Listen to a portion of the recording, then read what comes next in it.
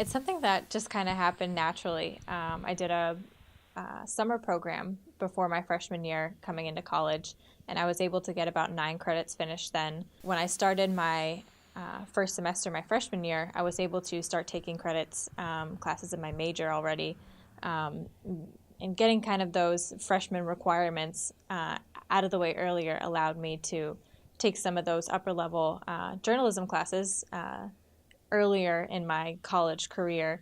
Technically, my title is the assistant managing editor.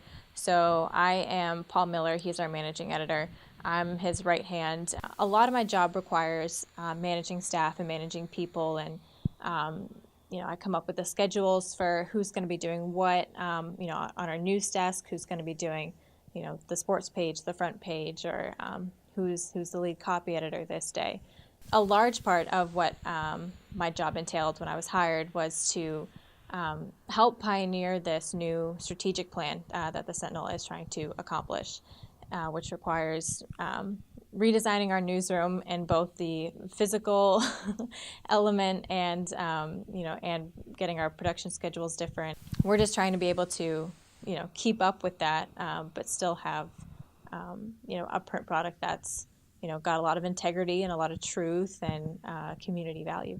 You've got time to figure it out. So, if something doesn't go your way, you really aren't behind, you're ahead. And those are just all things that, are going to be something that you learn from in the future. I decided that I wanted to graduate after 3 years because I'm spending a lot every year because I'm out of state. So financially, it's a burden on me. And I'm already ahead of the game. At the end of this spring semester, I'll have 52 credits, so technically I'll be a junior. So I don't see the point of hanging around a whole extra year if I already have the credits done.